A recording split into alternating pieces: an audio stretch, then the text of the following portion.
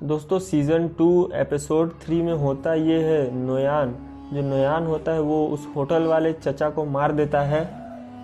दोस्तों इससे पहले मैं पूरा एपिसोड बताऊं उससे पहले मैं ये कहना चाहता हूं कि अगर आप अभी तक मेरे चैनल को सब्सक्राइब नहीं किया है तो आप मेरे चैनल को सब्सक्राइब कर लीजिए। और अगर आपने एपिसोड 1 और एपिसोड 2 नहीं देखा है हमारी चैनल पर तो मैं उसका लिंक डिस्क्रिप्शन में दे दे रहा हूं, आप जाके देख लीजिएगा। इस पहले उन वीडियो को देख लीजिए फिर इस वीडियो को देखिएगा। तो होता ये है दोस्तों कि नोयान उन चचा से पूछता है कि आपने इस खाने में क्या डाला है।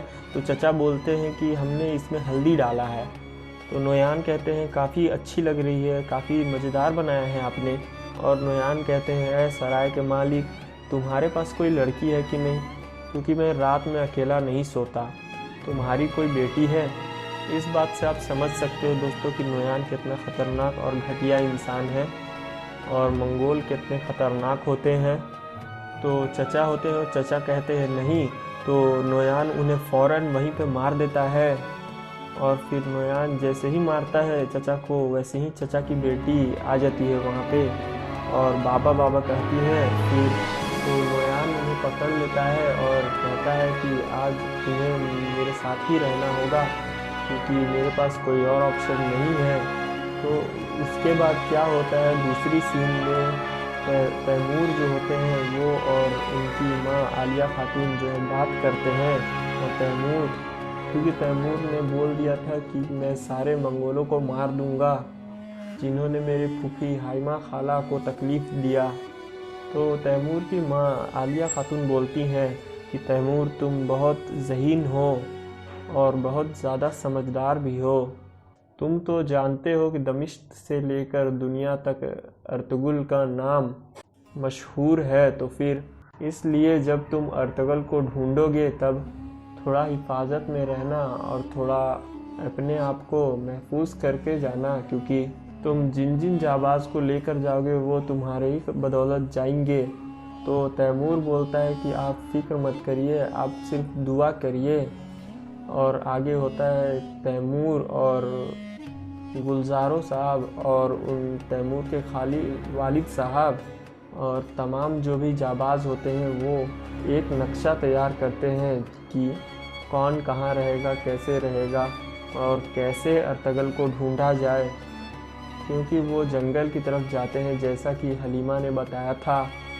तो वो वैसे ही जाते हैं जंगल की तरफ। तो वो पहले ही एक खाका तैयार कर लेते हैं कि यहाँ पहले से हमें रहना है।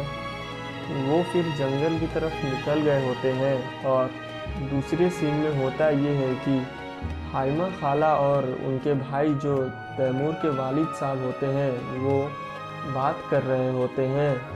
तो हाइमा खाला वहाँ पर कहती है कि हम लोग कबीले वाले का सब कुछ लुट गया है, सर्दियाँ सर पे हैं, हमें समझ में नहीं आ रहा है कि हम क्या करें। हमारी हालत कभी ऐसी नहीं हुई थी। मंगोलों ने सब कुछ बर्बाद कर दिया और सब कुछ लूट कर लेकर चले गए। तो उनके भाई उनको भरोसा दिलाते हैं कि तुम चुप रहो, तुम कुछ मत टेंशन लो, मैं तुम्हारे साथ हूँ और मैं उस वक्त तक तुम्हारे साथ हूँ जब तक तुम यहाँ हो और तुम्हें कोई भी फिक्र और टेंशन लेने की बात नहीं है। इतने में वो अपनी बीवी आलिया खातून से कहते हैं कि इन्हें ले जाकर इन्हें इनके कमरे में आराम करने के लिए कहिए। फिर ये आराम करने के लिए कहती हैं हाइमा खाला को। और दूसरे सीन में इतना ही में गुलजारो और तैमूर साहब अर्तुगरुल को खोज में निकल जाते हैं। तो इतने में उन्हें गुलजारो को अर्तुगरुल की अंगूठी पत्थर में लगी हुई उन्हें मिल जाती है। तो गुलजारो साहब पहचान जाते हैं और कहते हैं कि मेरा भाई मिल गया, मेरा भाई जिंदा है, अर्तुगरुल जिंदा है। तो सारे लोग बहुत खुश हो जाते हैं, लेकिन अर्तुगरुल अभी तक मिला नहीं है, वो रास्ते में ही होते हैं। और दूसरे सीन में अर्तुगरुल काफ़ी परेशान रहते हैं। ठीक है, वो जंगल के रास्ते नोयान की तरफ जा रहे होते हैं। सारे जो सिपाही होते हैं मंगोल्स के वो उन्हें नोयान के पास ले जा रहे हैं। फिर अर्तुगरुल वहाँ सोचते हैं और कहते हैं ऐ रात को दिन बनाने वाले और दिन को रात में बनाने वाले, मुझे इनके सामने जलील ना करना, मुझे इनका खिलौना ना बनाना। मेरे बच्चे, मेरी बीवी, मेरी माँ, मेरे कबीले वाले इंतज़ार कर रहे हैं, उन्हें निजात देना। इन तमाम तरीके की बात करते हैं और अल्लाह पर भरोसा रखते हैं और अल्लाह पर भरोसा नहीं तोड़ते हैं, लेकिन उनके पीठ पर लकड़ी का वही तख्ता होता है और वो उसी को उठाते उठाते चलते हैं। उधर दूसरे सीन में शहनाज और आलिया खातून जो होती हैं तैमूर की माँ, वो दोनों बात कर रही होती हैं तो आलिया खातून बोलती हैं, शहनाज तुम यहाँ पर कोई चाल नहीं मत चलना, मुझे बहुत दुख है कि तुम औलाद नहीं दे सकी, तुम्हारे बच्चे मर गए, तुम्हारा जिस्म उन्हें संभाल नहीं सका। तो शहनाज काफ़ी गुस्सा हो जाती है और वो कहती है आपको इस बात का फ़िक्र करने की ज़रूरत नहीं है, आप बिल्कुल फ़िक्र ना करें, औलाद अल्लाह ही देता है और अल्लाह ही लेता है।